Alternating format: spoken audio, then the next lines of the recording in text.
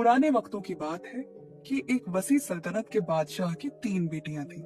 तीनों बेटियां चांदियों की मानंद नाजुक और दिल की अथाह गहराइयों से बापों बेटियों को आजमाएगा, ताकि मालूम कर सके कि तीनों में से कौन उससे सबसे ज्यादा मोहब्बत करती। कि तीनों शहजादियों को हाजिर किया जाए। चंद लम्हों में तीनों शहजादियां बादशाह के सामने आ खड़ी हुई। उनके चेहरों पर एहतराम था और आंखों में मोहब्बत। बादशाह ने नरमी से पूछा, आज मैं ये जानना चाहता हूँ कि तुम सब मुझसे कितनी की। मुस्कुराई और नाज से बोली, अब्बा हुजूर, मैं आपसे वैसा ही प्यार करती हूँ जैसे मैं खालिस सोने से करती हूँ। ये सुनकर बादशाह के चेहरे पर खुशी की लहर दौड़ गई। उसने समेटा, नजरें नीची की और धीमे लहजे में कहा, मैं आपसे वैसा प्यार करती हूँ जैसे मैं कीमती हीरो से करती हूँ। वो आगे बढ़ी और कहा, अबा हुजूर, मैं आपसे वैसी ही मोहब्बत करती हूँ जैसी कि मैं नमक से करती हूँ। ये सुनकर बादशाह गुस्से में आ गया।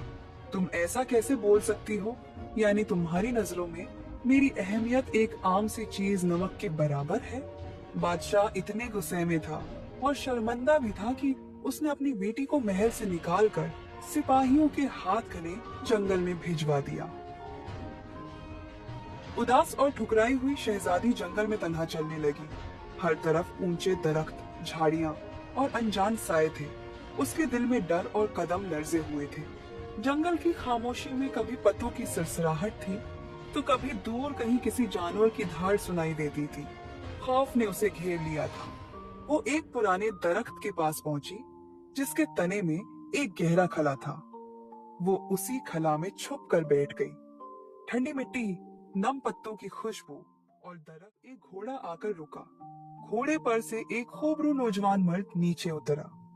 उसकी आंखों में हैरत और चेहरे पर नरमी का अक्स था।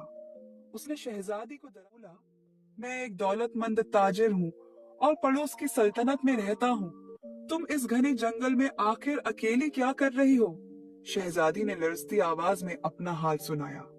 सारा दुख, सारी तन्हाई, और ने उसे दिलासा दिया। एक दिन वो जरूर समझेंगे। उसने शहजादी से कहा कि उसका यहाँ जंगल में अकेले रहना खतरे से खाली नहीं, लिहाजा वो उसके साथ चले। शहजादी राजी हो गई। दौलतमंद ताजिर उसको अपने साथ बिठाकर अपनी आलिश से शादी हुई और वो रुको जरा, लगे। सब्र करो। ही खामोशी से गुजरता रहा। दिन महीनों में बदले और महीने सालों में।